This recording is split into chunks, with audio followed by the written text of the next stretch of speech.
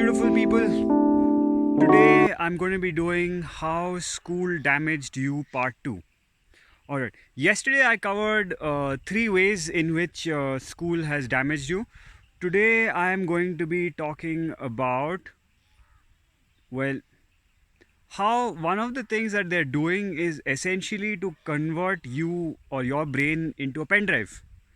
Like, that seems to be what most of the teachers or the subjects are sort of doing, like this whole examination system, where, like, whatever subject it may be, whether it is like history, chemistry, geography, or anything of that sort.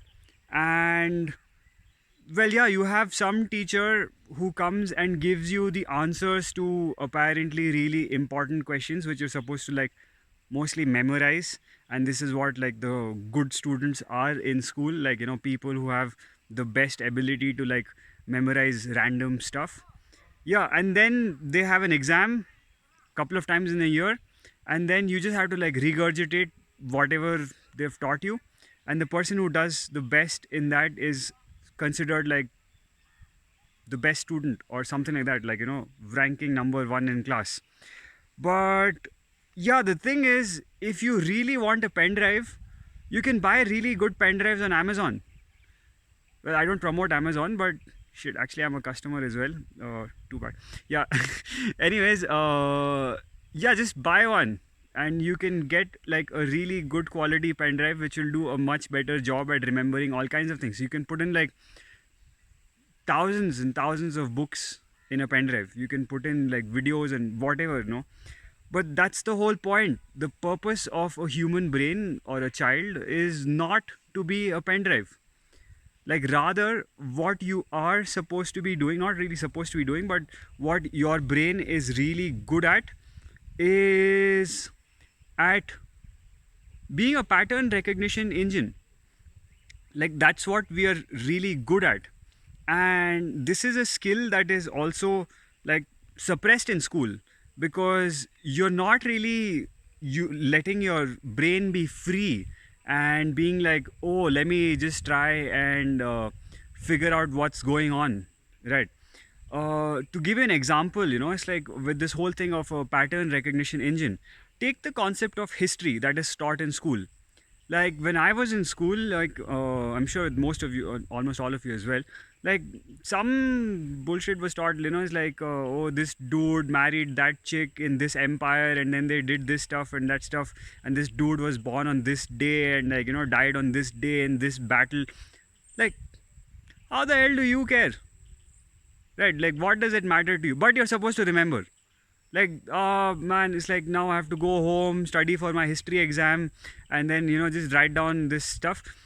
But actually, when you really look into history, which most people actually have not, even though they have been through school and they have studied history, when you really look at history, the purpose of history is to understand patterns, which is that through any period in time, like, we are basically looking at how humans interact with other humans. And for the last million years, anatomically, we've mostly been the same. And yeah, we've kind of been dealing with the same kinds of things, like, ego dynamics, power dynamics, and issues with security, issues with sensation. And now, when you club this on a larger scale, how do a few people play on the fears of other people, how people control other people, how propaganda works, how warfare happens, how population is primed into something.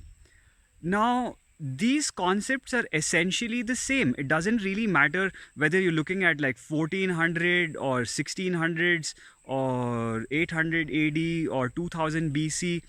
Essentially, people have been the same. Like, and they fall for the same kind of stuff.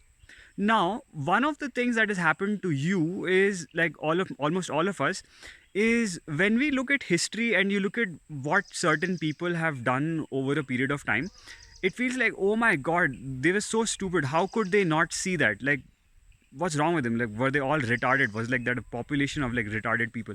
No, but The thing is, when the same thing is happening to you, you don't see it as well. Like, because you have no context. Like, you get pulled into the same kind of stuff.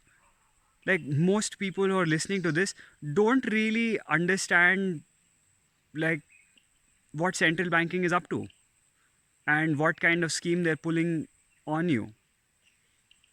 And yeah, but when we look at something of that sort, having been done to like people 200 years ago, like we feel like, oh man, why didn't they do that? Right. Now, the reason you're not really able to understand this is because rather than letting a child brain free, where you explore the world and understand patterns by yourself and analyze these things, we were put in a box where someone got to tell you what is the right answer, what is the wrong answer, and yeah, just memorize the right thing. Don't use your brain, don't think for yourself. I am telling you what the very important questions are. Memorize this and come and tell me what I've already told you. Man, that's called brain destruction 101. Anyways, I will see you guys in the next one. Peace. Bye bye.